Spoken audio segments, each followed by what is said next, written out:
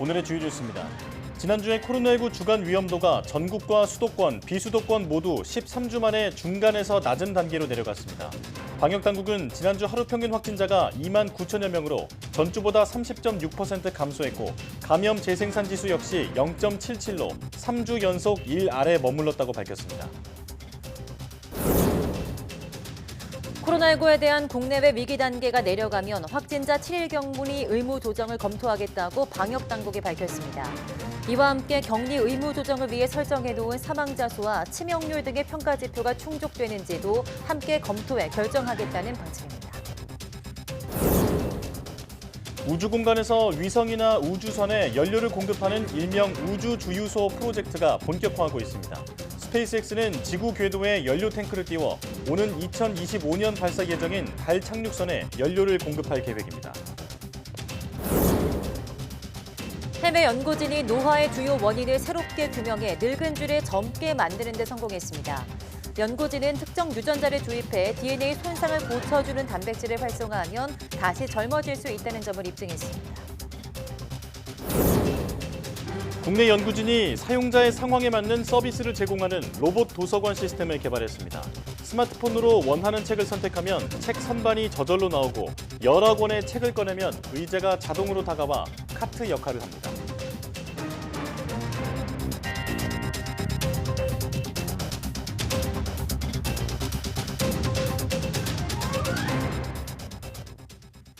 여러분 안녕하십니까? 사이언스 투데이 시작합니다. 지난주 코로나19 주간 위험도는 전국과 수도권, 비수도권 모두 낮은 단계로 평가됐습니다. 주간 위험도가 중간에서 한 단계 낮은 낮음으로 평가된 것은 13주 만입니다. 중앙방역대책본부는 지난주 코로나19 하루 평균 신규 확진자가 2만 9천여 명으로 일주일 전보다 30.6% 감소했고 유행 추이를 알 수 있는 감염 재생산 지수 역시 0.77로 3주 연속 1 아래를 보여 국내 코로나19 유행이 확연한 감소세를 보이고 있다고 평가했습니다. 지난주 하루 평균 위중증 환자 수는 479명으로 전주보다 8.6% 감소하며 2주 연속 감소세를 보였고 하루 평균 사망자 역시 39명으로 전주보다 23.3% 감소하며 3주 연속 감소세를 보였습니다. 정부는 설 연휴 이후에도 코로나19 유행 감소 추세가 다시 증가세로 반전하진 않을 것으로 전망했습니다. 중앙방역대책본부는 브리핑에서 이동량 증가 등의 영향이 확진자 수에 어느 정도 반영되겠지만 감소 추세가 크게 전환할 것으로 보지는 않는다고 밝혔습니다. 정부는 현재 겨울철 유행의 정점을 찍고 3, 4주 정도 감소세가 이어진 만큼 그 추이가 지속할 것이라고 설명했습니다. 다만 오늘 30일 실내 마스크 착용 의무가 권고로 조정돼도 밀폐, 밀집, 밀접의 산밀 환경에서는 스스로를 보호하기 위해서 실내 마스크를 착용해달라고 당부했습니다. 방역당국이 코로나19 확진자의 7일 격리 의무와 관련해 국내외 위기 단계가 내려가면 조정을 검토하겠다고 밝혔습니다. 임수경 중앙방역대책본부 상황총괄실장은 브리핑에서 세계보건기구가 코로나19 공중보건 비상사태를 해제하고 우리나라도 현재 심각 단계인 위기 단계가 조정되는 시점에 격리 의무도 종합적으로 검토할 예정이라고 말했습니다. 또 격리 의무 조정을 위해 설정해 놓았던 평가 지표인 사망자 수와 치명률 등의 충족 여부를 검토하면서 격리 의무 조정 논의를 해나가겠다고 덧붙였습니다. WHO는 오는 27일 국제보건긴급위원회를 열고 지난 2020년 1월 말에 내려진 코로나19 국제적 공중보건 비상사태를 조정할지 결정할 예정입니다. 이른바 켄타우로스 변이로 불렸던 BA.2.75의 세부 계통인 BN.1 바이러스가 국내에서 빠르게 늘면서 우세종화를 앞두고 있습니다. 중앙방역대책본부는 지난주 BN.1 변이 검출률이 일주일 전보다 7.1%포인트 늘어난 46.3%라고 밝혔습니다. 한동안 국내 우세종이었던 BA.5 변이 검출률은 22%에 그친 것을 포함해 BQ1과 BQ1.1을 포함하는 BA.5 세부 계통 검출률은 38.9%로 일주일 전보다 7.7%포인트 감소했습니다. 미국에서 발생이 증가하는 XBB.1.5는 8건이 추가 검출돼 지금까지 누적 39건으로 확인됐습니다. 또 지난 14일부터 17일까지 중국발 단기 체류 확진자 79명 가운데 분석 가능한 6명의 검체를 분석한 결과 BA.5 세부 계통이 83.3%로 확인됐습니다. 방역당국은 이를 포함해 검역과 지역사회에서 확인된 중국발 확진자 446명에 대한 분석 결과 BA.5 세부 계통이 96.3%로 대부분임을 확인했다고 설명했습니다. 실내 마스크 착용 의무가 30일부터 사라지면서 학생들도 교실에서 마스크를 쓰지 않고 수업을 받을 수 있게 됩니다. 교육당국은 이번 주 금요일까지 실내 마스크 착용 관련 세부 지침을 일선 학교에 안내할 계획입니다. 최명신 기자입니다. 오는 30일부터 대중교통과 병원에서는 여전히 마스크를 써야 하지만 학교는 제외됐습니다. 코로나19 발생 이후 3년여 만에 교실에서도 노마스크가 가능해진 겁니다. 학교와 학원, 어린이집 보육 시설도 지금 의무 해제 제외 대상이 아니기 때문에 마찬가지로 과태료 부과 대상에서 동일하게 제외됩니다. 30일부터 다음 달 3일까지 일주일 동안 개학하는 전국의 초중고등학교는 1,740여 곳입니다. 2월 첫째 주 겨울방학이 끝나는 중고등학교도 1,160여 곳에 이릅니다. 이에 따라 초중고등학교의 25%가량인 2,900여 개 학교 학생들이 개학 당일 노마스크 교실에서 친구들을 만날 수 있게 됐습니다.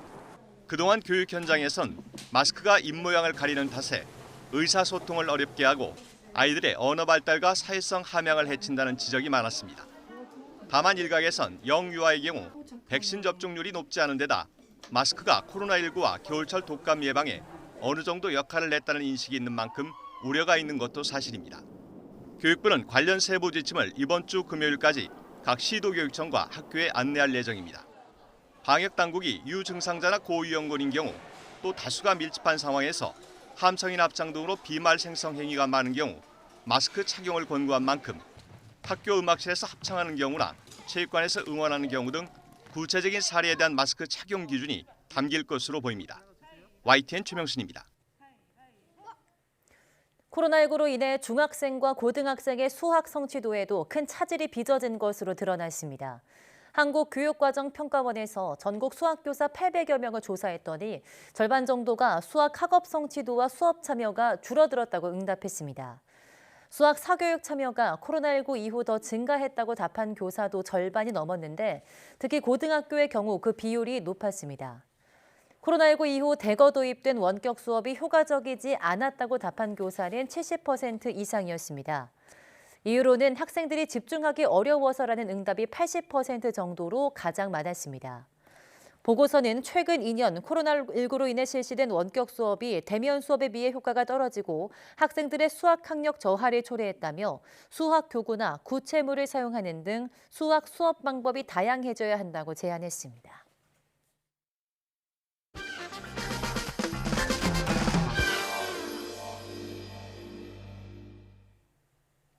세상 어느 분야나 탁월한 지식과 멀리 보는 눈으로 시대를 앞서간 선구자가 있죠. 특히 우리가 값싸고 편하게 사용하고 있는 전기 에너지에도 숨은 선구자의 큰 공이 있었는데요. 오늘 과톡에서는 미국 등 선진국들도 엄두 내지 못한 220V 전력 체계를 구축하고 실사구시의 정신으로 실생활에 도움을 주는 살아있는 학문을 추구했던 한국전기공학의 아버지 한만춘 선생을 되돌아보겠습니다. 온 나라가 정전이 돼버렸던 1940년대로 함께 가보시죠. 정보통신 강국으로 불리고 있는 우리나라.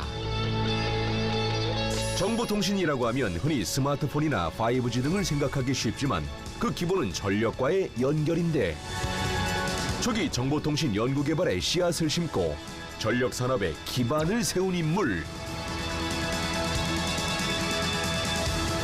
대한민국의 빛과 에너지를 연결한 전기공학 박사 1호 한만춘 박사의 이야기를 만나본다.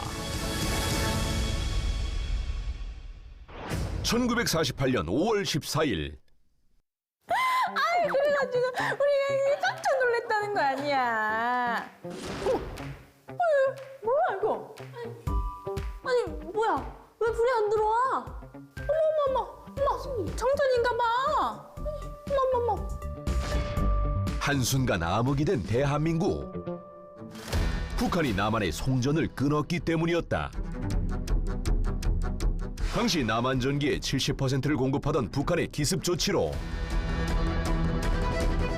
우리나라는 심각한 전력난과 마주하게 됐는데 일단 화력발전소를 최대로 돌리고 빨리 수력공사 계획을 세워야 합니다. 국민적인 절전운동도 전개해야 하고요.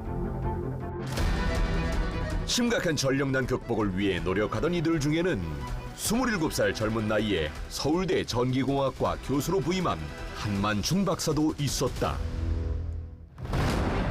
그는 1943년 경성제국대학 전기공학부를 1회로 졸업하고 한국인으로서는 드물게 조선 전업 주식회사에서 발전과장으로 일한 실무 경험이 있었는데 그는 실무에 투입되는 와중에도 후학을 양성하는 데 힘을 쏟았다. 이런 위기가 생기는 건 전기공학자들이 많이 없기 때문입니다. 빨리 전기 분야의 인재들을 키워야 됩니다. 당시 학교에서는 미국과 일본의 교재를 그대로 쓰고 있었는데 한 박사는 전력계통공학, 발전공학, 자동제어 이론 등 수많은 저서를 번역하고 출간해 후학들의 학문 증진을 도왔다. 스스로도 학문에 대한 열정이 많았던 그는 1958년 영국 노팅엄 대학으로 유학. 2년 반 만에 원자로 제어 분야에서 공학 박사 학위를 취득하기도 했다. 하지만 귀국 후 그의 행보는 매우 독특했는데 아우, 교수님. 또 만물상 가서 이거 다 주워오신 거예요? 그렇죠. 아니, 이런 건 왜 자꾸 쓸데없이 주워오시고 그래요? 이게 쓸데없어 보이지만 이게 다 모이면 엄청난 작품이 될 거예요. 작품이요? 예, 이걸로 컴퓨터를 만들 거예요. 에? 이걸로 컴퓨터를요?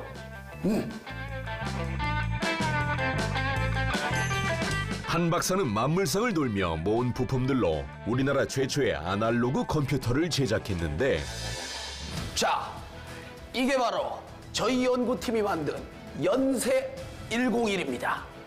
진공광식 전자장치를 사용해 어려운 고도 미적분 계산도 실시간으로 할 수 있죠.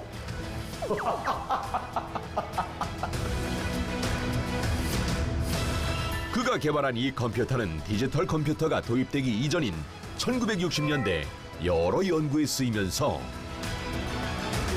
우리나라 전기전자공학 수준을 높이는 데 일조했고 연세 101은 그 역사적 가치를 인정받아 문화재청 등록문화재 제557호로 등록되기도 했다. 하지만 그의 업적 중 가장 유명한 것은 바로 220V 승합을 주장한 것이다. 당시 우리나라는 일제강점기와 미군정을 거치며 110V와 220V를 혼용해 쓰고 있었는데 교수님, 근데 20V랑 110V 중에서 뭐가 더 좋은 거예요? 220V가 훨씬 좋다고 볼 수 있죠. 왜요?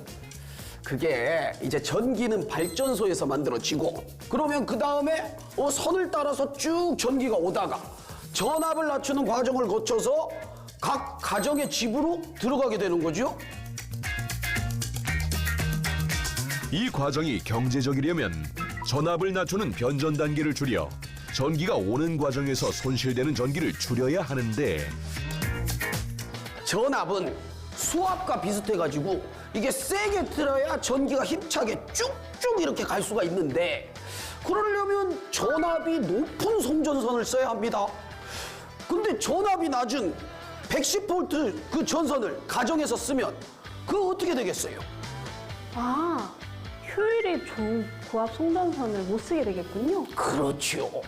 게다가 전압을 낮추는 변전 단계도 많이 필요해서 손실이 많이 생기게 돼요.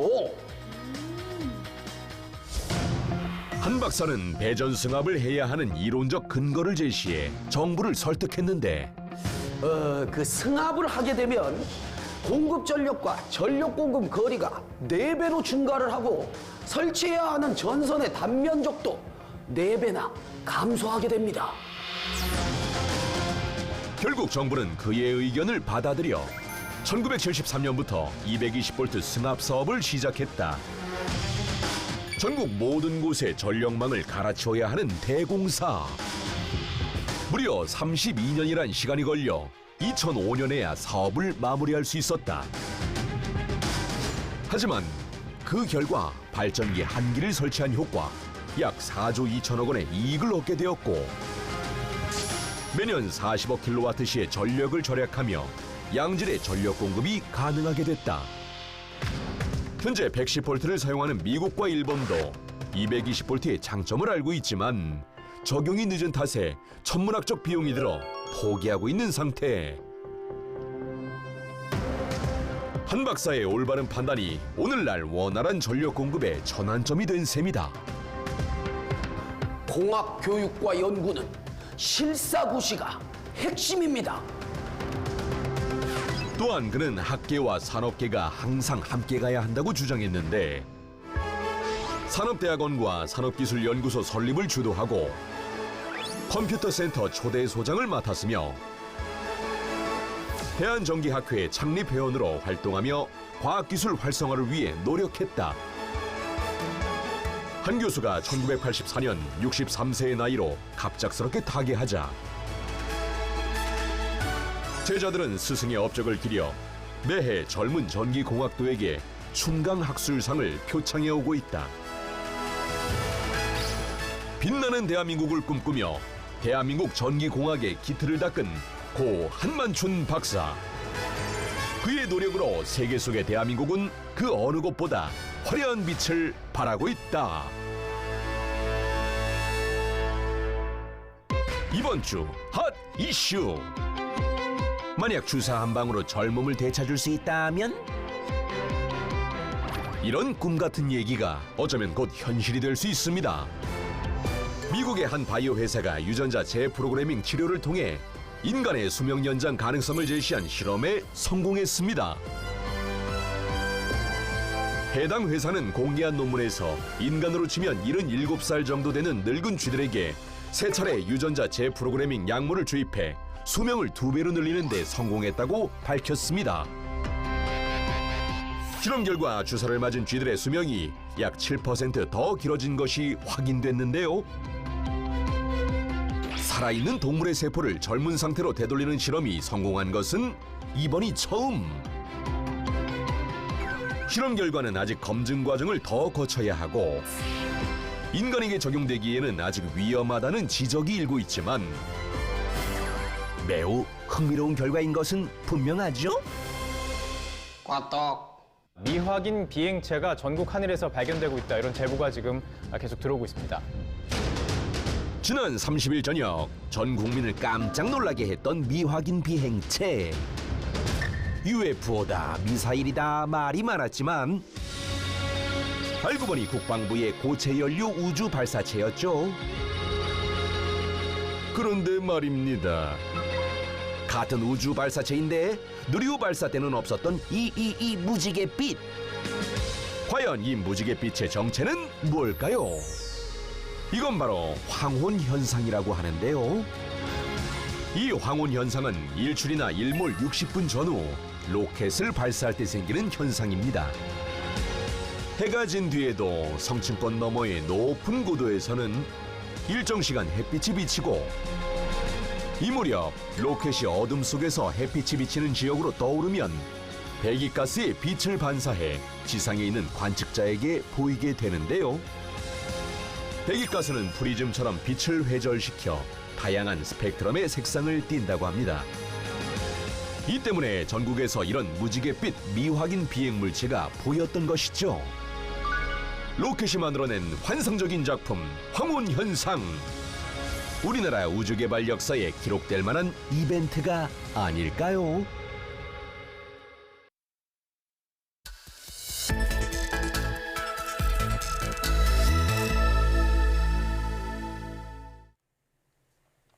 암은 종류도 많고 재발과 전이 위험도 커서 여전히 가장 위협적인 질병인데요. 일명 ADC로 불리는 항체 약물 접합 기술이 차세대 항암제로 주목받고 있습니다.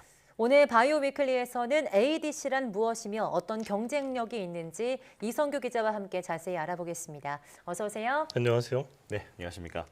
자, 오늘 다룰 주제가 ADC, 항체 약물 접합 기술인데요. 사실 사이언스 투데이 시청자라면 많이 들어보시긴 했을 텐데 여전히 어려운 용어인 것 같습니다. 자, ADC 어떤 기술인가요? 사실 이게 이제 바이오를 전공한 사람이 아니면은 좀 ADC라는 용어가 낯설게 느껴질 텐데요. 네. 이 ADC에서 A는 안티바디, 즉 항체라는 뜻이고 D는 드럭, 이 약물이라는 의미고요. 네. C는 이제 컨주게이트로 이 항체와 약물을 연결했다. 뭐 이런 뜻입니다. 네. 네. 정리하자면 ADC는 이 항체를 이 세포독성 약물에 결합한 치료제 뭐 이런 개념이라고 볼 수가 있습니다. 그렇군요. 네, 그러니까 ADC가 항체와 세포독성 약물을 결합한 치료제라는 건데요. 어떤 장점이 있을까요? 지난 시간에 이제 올해 매출이 뭐 이렇게 좀 유망한 글로벌 의약품을 다뤘었잖아요. 네. 그때 이제 그 바이오 의약품의 대세는 항체 치료제라고 말을 했었었는데 이 이제 ADC는 이 항체 치료제의 어떤 업그레이드 버전이다. 이렇게 이해할 수가 있을 것 같아요. 네. 말 그대로 이제 항체에다가 또 다른 이제 약물을 결합을 해서 어떤 이중 치료 효과를 노리는 거죠. 항체가 먼저 한번 공격을 하고 그다음에 이제 세포독성 약물이 두 번째 공격을 하고 이 원투 펀치 이런 효과를 이제 노린다 이렇게 이해할 수가 있는데 ADC는 이 그 세포독성 약물 항체에다 결합해서 항체가 이 세포독성 약물을 끌고 우리가 표적으로 하는 세포, 뭐 대부분 암세포가 되겠죠. 네. 이제 암세포 안으로 끌고 들어가는 건데요.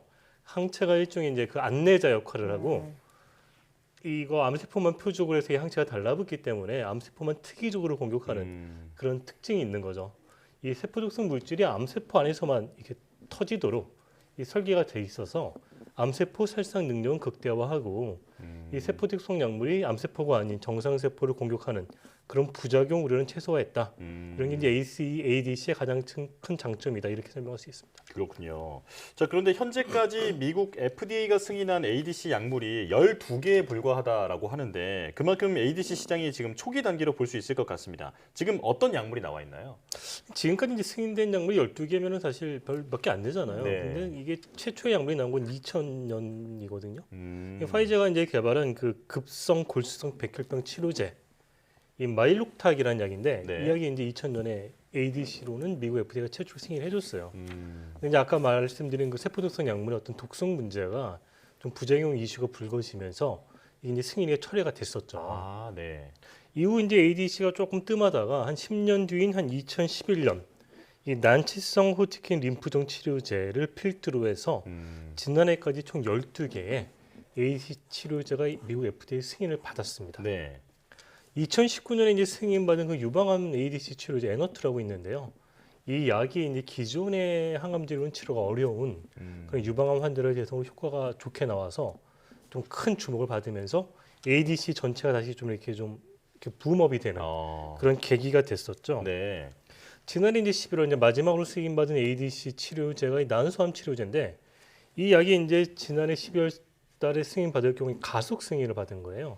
이제 가속 승인은 최종 승인이 아니라 이제 제한적으로 승인해줬다 이런 의미인데 이제 이 회사가 올해 임상 3상을 진행을 하면서 이제 최종 승인을 신청할 계획이거든요. 네. 지난번에 저희가 다뤘던 그 네이처가 이렇게 좀 꼽은 올해 유망한 임상 시험 중에 하나에 이 약물이 들어갔었죠. 아, 네. 그렇군요. 그러니까 이게 2000년부터 지금 약 23년 동안 12개의 치료제가 승인을 받은 건데요. 최근에 우리 국내 대기업들도 이번 ADC 사업 진출하겠다고 밝혔다고요? 네, 이제 그렇게 진출을 선언한 기업들이 몇 개가 있는데 이제 우리나라 큰 이 바이오 기업 중에서 삼성 바이오로직스 있잖아요. 이 기업이 이제 그 위탁 생산으로는 이제 전 세계 뭐 1, 2위 안에 드는 엄청난 회사인데 네. 이 회사가 지금 이제 ADC 사업 진출을 선언을 했거든요. 그래서 지금 현재 ADC 설비를 구축 중이고 빠르면 뭐 내년 1분기부터 생산을 하겠다 이런 목표를 제시를 했고요. 네. 이제 롯데바이오로직스가 최근에 그 BMS 이 다국적 제약 브리스톨 스퀘어스 마이어스 스킵이라는 회사가 있는데 네. 이 회사의 그 미국 시라큐스 공장을 인수를 하면서 이 CD의 뭐 위탁 개발 생산 진출을 선언했었는데 이 롯데바이오로직스는 이 인수한 회사를 그 공장을 그 ADC의 북미 거점으로 육성하겠다. 또 이런 청사진을 제시했었죠. 네. 삼성바이오로직스와 비슷하게 이제 그 CDMO를 하던 업체 중에 이제 셀트리온이 있잖아요. 네. 셀트리온이 이제 코로나19 때 항체 치료제를 개발을 하면서 신약을 개발한 경험이 있었잖아요. 이제 그걸 바탕으로 자기네들이 이제 ADC 신약을 개발하겠다 이런 청사진을 제시를 했고 그 영국에 이제 그 ADC 전문 업체 이 익수자 테라피틱스라는 회사가 있는데 네. 이 회사의 지분을 매수를 해서 최대 지분을 확보한 그렇게 됐습니다. 그렇군요. 자, 국내 대기업들도 이렇게 ADC 위탁 생산에 나서는 것은 아무래도 그 미래 시장성이 좋기 때문이겠죠. 이제 자기들이 판단을 할 때 ADC가 항체 이후에 차세대 이제 어떤 바이오 먹거리가 될 것이다. 이렇게 판단을 해서 이제 진출했을 텐데 네. 이 글로벌 시장 조사 기관이 그랜드뷰 리서치라는 데가 있는데 여기가 이제 자료를 냈는데 네. 그 자료를 살펴보면 이제 ADC 전 세계 시장 규모가 지난해 한 7조 5천억 정도 규모였는데 네. 오늘 2026년 한 16조 9천억 원 정도로 연평균 한 22% 정도 고성장을 할 것이다. 네. 이렇게 전망을 했고 이제 이런 추이가 이어진다면 항암제에서는 앞으로 ADC가 대세가 될 것이다. 네. 이렇게 코멘트를 했습니다. 이 앞서 설명한 이 삼성바이오로스 경우에는 항체 치료제 이 위탁 개발 생산에서는 거의 뭐 전 세계 탑 수준이거든요. 그러니까 자기들이 강점인 항체 위탁 생산에다가 이제 ADC를 좀 결합을 해서 이제 ADC까지 우리가 위탁 생산으로 전직을 한번 찍어보겠다. 네. 이제 그런 어떤 목표가 있는 거고요. 셀트리온은 코로나19 아까 설명했지만 이제 코로나19 대응해서 항체 치료제나 신약을 개발한 경험이 있잖아요. 네. 그래서 이제 그런 신약 개발 어떤 포트폴리오를 확장하는 전략 차원에서 ADC도 거의 다 하나 넣겠다. 그래서 뭐 영국의 그 익수다라는 ADC 업체 지분도 인수를 하고 뭐 네. 이제 그렇게 진행이 되고 있습니다. 네. 네, 지금 말씀하신 기업들을 보면 뭐 삼성, 롯데, 셀트리온 굉장히 대기업들인데요. 국내 바이오 벤처 기업이 ADC 기술을 해외 바이오 기업에 수출한 사례도 있다고요? 사실 이제 국내 바이오 기업이 해외 기업에 기술 수출하는 게 그렇게 쉽지는 않은데 네. 이 ADC 분야는 이제 국내 몇몇 업체들이 이제 세계적인 어떤 기술을 가지고 있다 이런 평가를 받고 있거든요. 예. 이제 레고캠 바이오 사이언스라는 회사는 지난해 이제 12월 그 미국 바이오 기업 중에 암젠이라고 굉장히 좋은 회사가 있어요. 이 회사 이제 자기 자사가 보유한 ADC 기술을 수출했는데 총 계약 규모 한 1조 6천억 정도. 예. 굉장히 큰 딜인 거죠. 그렇네요. 이 계약에 따라서 암젠은 이제 자체적으로 보유한 항체 기술과 이 레고캠이 보유했던 그 ADC 기술을 이용해서 이 5개 표적을 대상으로 한 항암제를 개발할 권리를 가지게 됐다. 뭐 이런 내용이고요. 이제 개발 성과에 따라서 이제 그 레고캠은 기술 수출 성과를 받게 되는 거죠. 네. 이번 계약을 통해서 레고캠 바이오가 ADC 분야에서 총 12건의 기술 이전 계약을 체결한 셈이 됐는데 지금까지 기술 이전한 금액을 다 이렇게 누적을 해보면은 한 6조 5천억, 굉장히 큰 규모죠. 네. 이 기술 수출 규모가 크다는 건 이 회사가 그만큼 기술력이 있다. 이런 걸 방증하고 있고요. 또 다른 국내 바이오 기업 인투살이라고 있는데 이 회사는 올해 초 스위스 바이오 기업인 ADC 테라퓨틱스의 기술 이전 계약을 체결을 했습니다. 예. 이 계약 규모는 그 계약서는 비공개라서 이제 밝혀지진 않았는데 이 계약 내용에 따라서 ADC 테라퓨틱스는 그 인투셀의 ADC 기술을 이용해서 총 6개 항암제를 개발할 수 있는 권리를 확보하게 됐습니다. 그렇군요. 자, 국내 벤처 기업들이 이른바 대박을 터뜨린 사례도 지금 설명을 해주셨는데요. ADC는 설명해 주신 대로 항체와 약물의 이 두 가지 효과를 동시에 누릴 수 있다는 장점이 있잖아요. 앞으로의 전망도 짧게 언급을 해주시죠. 근데 ADC는 항체하고 약물을 결합을 하면서 어떤 항체의 그 달라붙는 특징, 네. 그다음에 이 약물의 어떤 그 암세포를 살상하는 능력 이런 거를 동시에 가지고 있어서 굉장히 흥미로운 어떤 차세대 치료제인 거죠. 네. 근데 이제 ADC 치료제는 이게 이제 우리가 이제 이렇게 체내 혈액을 돌아다닐 때는 이 세포 독성 약물이 안정적으로 유지가 되고 암세포의 그 항체가 달라붙어서 그 안으로 들어갔을 때 이 암세포 내에서만 이게 작동하는 게 굉장히 중요하거든요. 네. 왜냐하면 이게 그냥 정상세포에서도 만약에 세포 독성 약물이 작동을 하면은 정상세포도 문제가 일으키기 때문에 이게 부작용이 굉장히 커지거든요. 그래서 2000년 처음 승인된 그 ADC 치료제가 승인이 철회가 된 것도 이런 이유 때문이거든요. 네. 그래서 이 ADC 어떤 화두는 이 어떤 세포 독성 약물을 어떻게 하면은 암세포에서 내에서만 이렇게 터뜨릴 것이냐.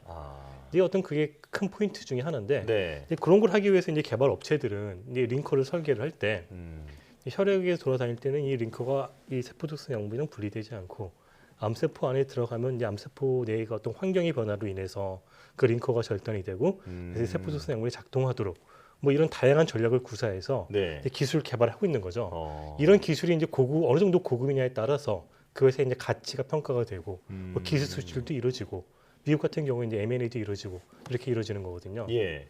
이 최근에는 이제 그런 기술도 많이 발전이 됐지만 이와 더불어서 또 한 가지 주목할 점은 ADC가 지금은 이제 세포 독성 약물 항체에 결합을 하잖아요. 예. 우리가 이제 그런 결합하는 거를 페이로드라고 부르는데 이런 어떤 세포 독성 약물 이외에 어떤 면역 세포를 좀 활성화하는 그런 면역 자극 물질을 결합할 수도 있거든요. 네. 이런 걸 이제 항체, 면역 자극, 뭐 접합체 이렇게 부르는데 최근에는 이제 이런 어떤 기술 개발도 활발히 진행이 되고 있다. 근데 요약을 하면은 우리가 이제 페이로드에 어떤 물질을 실느냐에 따라서 이 ADC 기술의 이제 활용범위 무궁무진하다. ADC 자체도 굉장히 좋은 기술이지만 앞으로는 다양한 물질을 이제 우리가 탑재함으로써 더 좋은 그런 새로운 개념의 치료제 개발이 가능할 것이다라고 이제 전문가들이 내다보고 있습니다. 아, 예. 네. 오늘은 또 암세포 같은 항원에 찾아가는 항체 치료제 ADC 치료제에 대한 이야기를 나눠봤는데요. 항암 치료는 물론 다양한 질병에 큰 도움이 되었으면 좋겠습니다. 이성규 기자와 함께했습니다. 고맙습니다. 고맙습니다.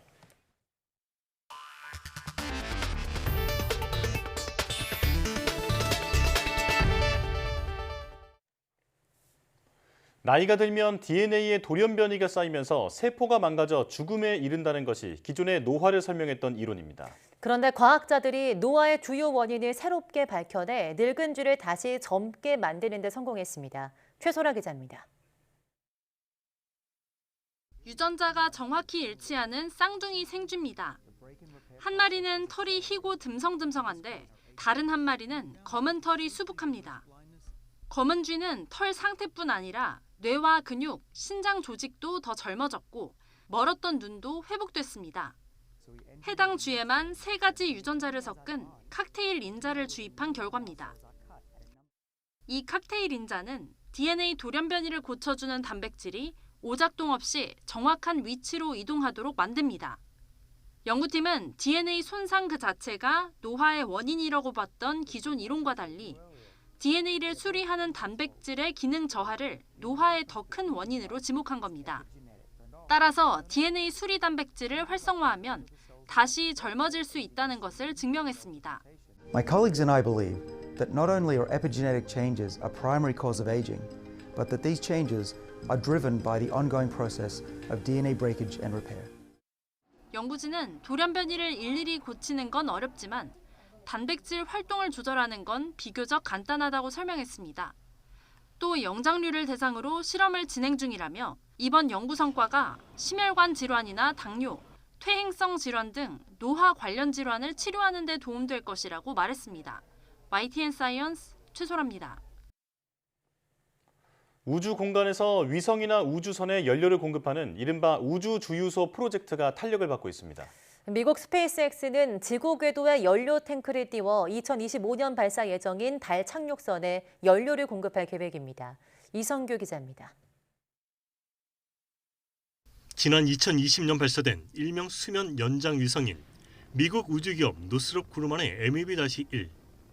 위성은 연료가 거의 바닥나 임무 수행이 어려운 또 다른 위성 인텔셋 IS-901과 지구 정지 궤도에서 도킹에 성공했습니다. 이후 도킹한 상태로 자체 연료를 이용해 노후 위성의 수명을 현재까지 연장해 오고 있습니다. I think this team has done a tremendous job of taking something that we've proven out over time, but integrating this into a system that's one of the more complex systems that's ever been developed. 미국의 우주 스타트업 오비트팹은 지난 2021년 지구 궤도의 우주 주유소 초기 모델을 시범적으로 쏘아 올렸습니다. 우주 주유소는 전자레인지 크기의 연료 탱크와 지구 궤도를 돌고 있는 다른 위성과 도킹할 수 있는 도킹 파트로 구성됐습니다. The next space adventure. We've done reusable rockets. Launch costs are coming down. I think in orbit, spacecraft that are reused or refueled is kind of the future of where we're going to go. 오는 2025년 미국 아르테미스 유인 달 탐사에서 달 착륙선 스타쉽을 제공하는 스페이스X는 우주에서 연료를 공급하는 우주 주유소를 구상하고 있습니다. 이를 위해 스페이스X는 지구 궤도에 스타쉽에 충전할 수 있는 수개의 연료 탱크를 미리 띄워놓을 계획입니다. 스타쉽이 지구에서 발사되면 지구 궤도에 있는 우주 주유소에서 연료를 공급받아 달 궤도까지 비행합니다. 이후 달 궤도에서 오리온 우주선과 도킹해 우주인 2명을 태우고 달에 착륙해 임무를 수행합니다.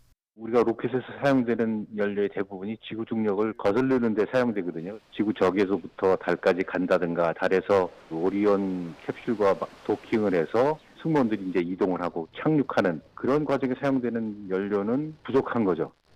우주 공간에서 우주선에 연료를 주입하는 일명 우주 주유소는 달을 넘어 화성까지 인류의 유인 우주 탐사를 넓혀줄 것으로 기대됩니다. YTN 사이언스 이성규입니다. 이제는 식당이나 쇼핑몰 등에서 각종 서비스 로봇을 자주 만날 수 있습니다. 그런데 로봇과는 거리가 멀게 느껴지는 도서관에도 로봇이 점점 늘어나고 있다고 하는데요. 그들이 무슨 일을 하는지 양효영 기자가 찾아가 봤습니다. 스마트폰에서 원하는 책을 선택하고 책장에 다가가자 선반이 저절로 나옵니다. 로보틱 책장은 출입문 센서가 파악한 사용자의 키에 맞춰 원하는 책이 꺼내기 쉬운 위치에 있는지도 판단합니다.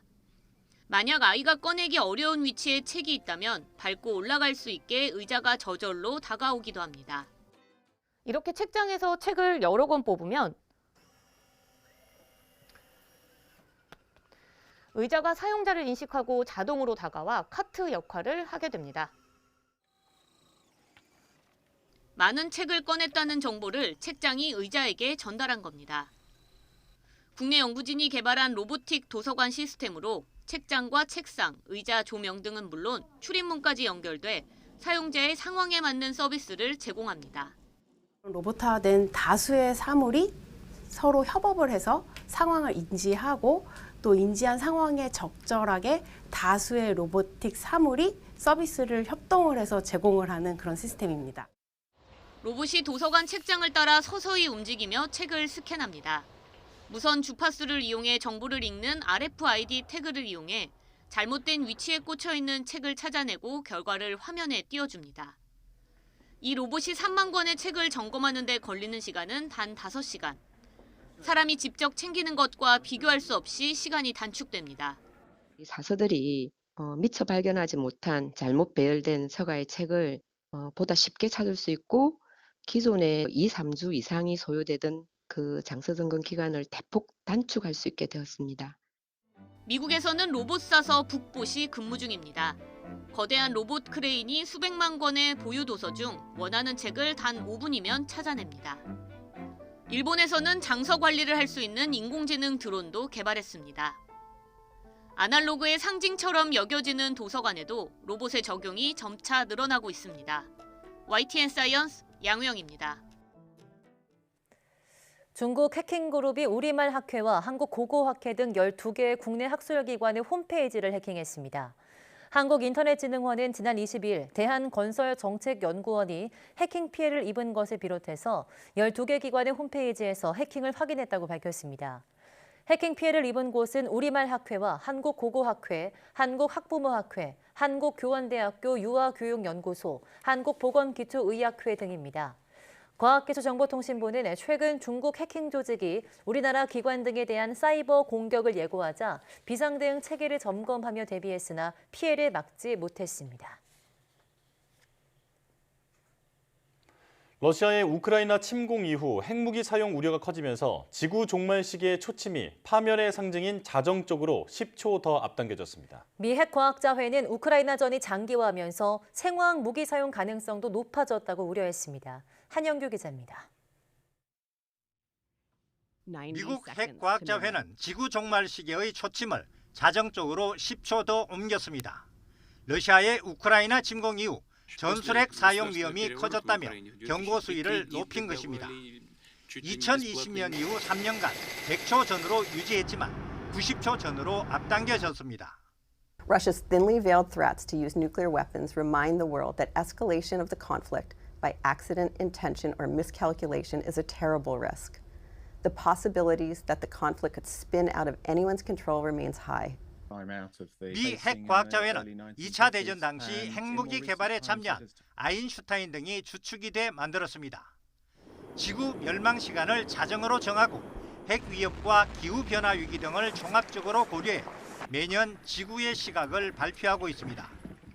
1947년 자정 7분 전으로 시작해 미소관 전략무기 감축 협정이 체결된 1991년에는 17분 전으로 늦춰지기도 했지만 2020년 이란과 북한 핵 프로그램 등을 이유로 100초 전으로 이동한 뒤 이번에 90초 전까지 다가섰습니다.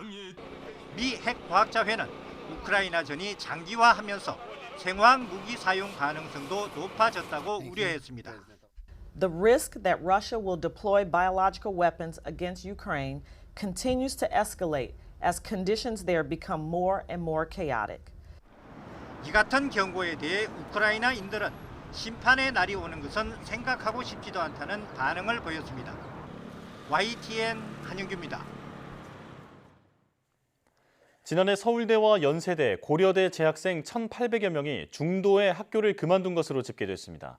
종로학원이 대학 알림이 공시를 분석했더니 지난해 세계대학 자퇴생은 1,800여 명으로 2020년 1,300여 명, 2021년 1,500여 명에서 꾸준히 증가 추세를 보였습니다. 자퇴생의 75%가 자연계열 학생으로 대부분 의학계열로 빠져나간 것으로 추정됩니다.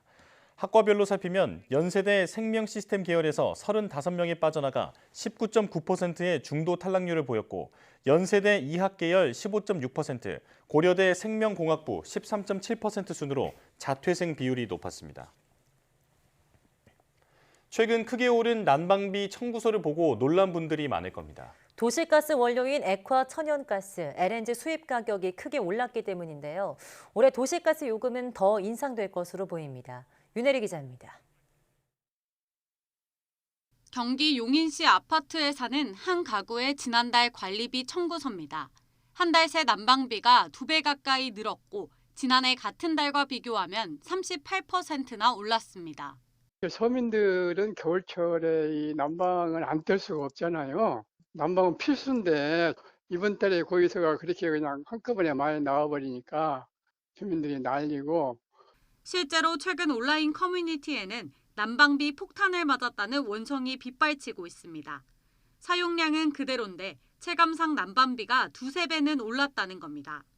저희는 작년 12월 대비해서 딱 2배가 올랐어요. 그런데 인상폭이 크다 보니까 체감되는 거는 한 3배, 4배 이렇게 체감이 되고 있죠.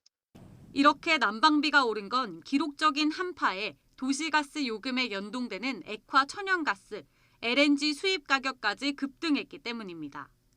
러시아와 우크라이나 전쟁 여파로 재작년 12월 톤당 892달러 수준이었던 국제 LNG 가격은 1년 만에 40%나 뛰었습니다.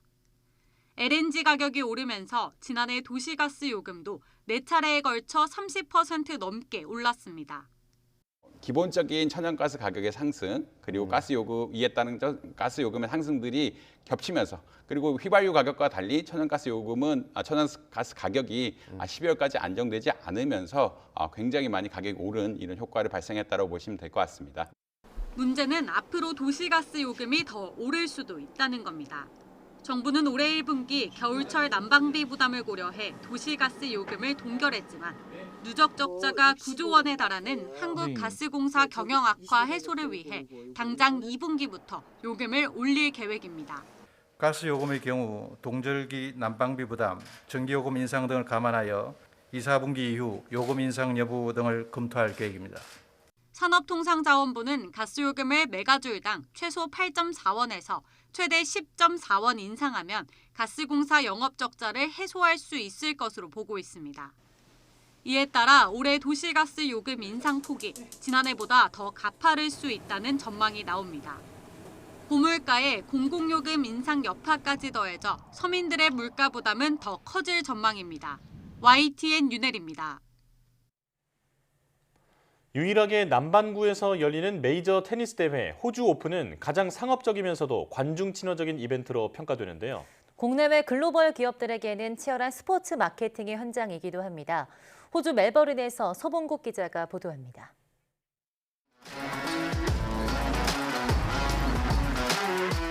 경기 막간을 이용해 자연스럽게 신차 영상이 소개됩니다.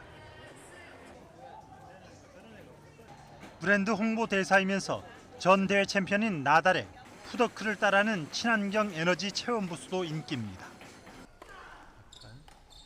20년이 넘는 후원 기간, 추산 홍보 효과 3억 달러에 선발주자 일본 기업들을 제치며 괄목할 매출 성장을 이뤘습니다.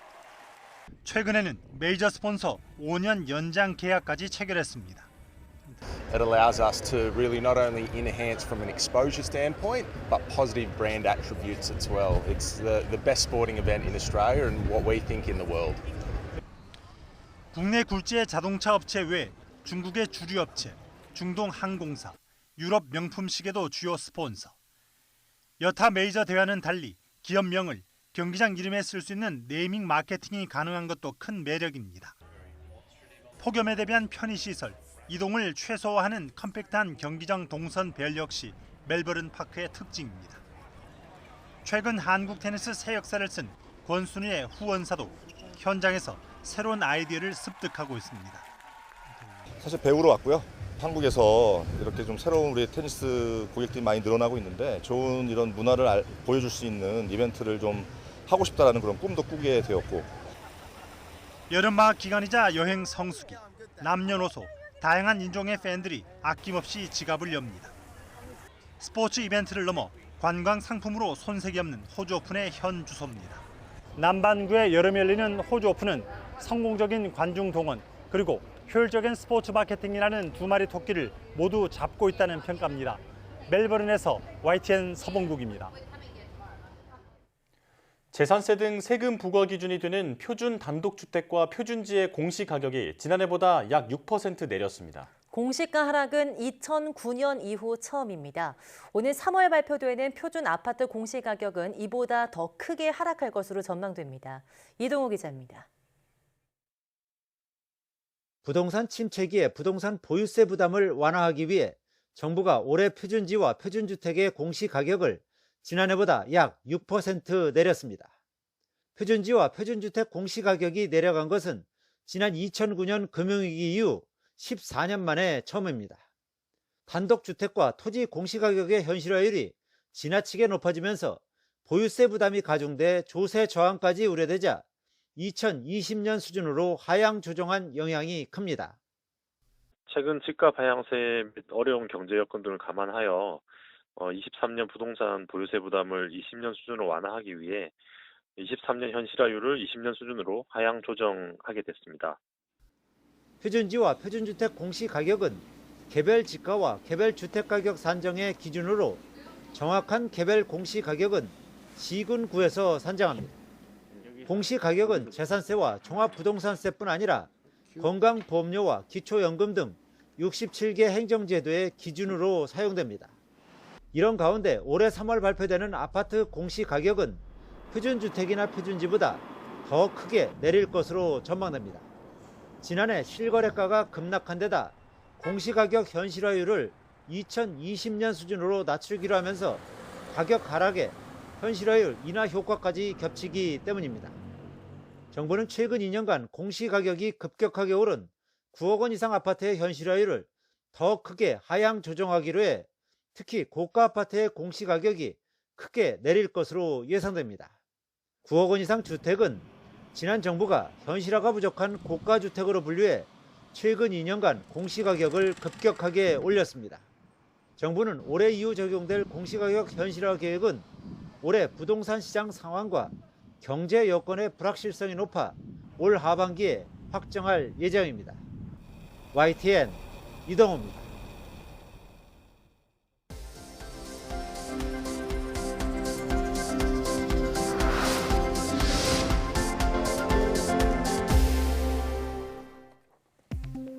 과학기술정보통신부와 중소벤처기업부 등 11개 정부부처가 협업으로 운영하는 도전 K-스타트업 2023이 26일 통합 공고를 시작으로 9개월간의 대장정에 돌입합니다.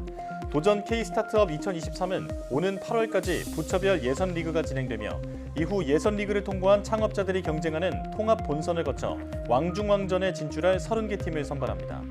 이어 10월에는 왕중왕전을 통해 올해 최고의 창업기업 10개사와 예비 창업자 10개 팀을 선정해 총 상금 15억 원, 대통령상과 국무총리상 등을 시상할 계획입니다. 도전 K-스타트업은 참가 창업자들이 3, 4분 프레젠테이션을 진행하면 벤처 캐피털이 사업 아이템의 시장성 등을 평가해 순위를 매기는 방식으로 진행됩니다. 국내 연구진이 유용한 화학물질을 생산하는 기술로 주목받는 대사공학의 지난 30년을 총정리한 논문을 발표했습니다. 카이스트는 생명화학공학과 이상엽 특훈교수 연구진이 지난 30년간 대사공학의 역사를 정리한 논문을 생명공학 분야 국제학술지인 트렌즈인 바이오테크놀로지 40주년 특집호에 게재했다고 밝혔습니다. 연구진은 논문에서 대사공학의 출현부터 인공지능을 활용한 최신 기술의 도입까지 지난 30년의 기술 발전을 정리하고 산업용 화학물질 대량 생산과 바이오 연료 생산 등 바이오 기반의 화학 산업을 정착시키기 위한 대사공학의 문제점도 함께 제시했습니다. 대사공학은 원하는 화학물질의 생산을 늘리기 위해서 세포 대사와 신호 전달 체계를 의도적으로 조작하는 기술을 의미합니다. 지진의 주요 원인인 단층을 쉽게 접할 수 있는 지각의 상처 단층 테마 전시관이 한국지질자원연구원 지질박물관에 개관했습니다. 전시관은 단층이 형성되는 지각 변형의 근본 원리와 한반도 지각 변형의 원인, 우리나라 주요 단층의 종류와 분포 등으로 구성됐습니다. 또 국내 주요 단층의 움직임을 경험하는 단층 체험 의자와 충북 음성 백마령 단층의 실물 표본도 전시됐다고 박물관은 설명했습니다. 지질박물관은 누구나 무료로 관람할 수 있으며 10명 이상 단체 관람일 경우 홈페이지에서 예약을 받습니다.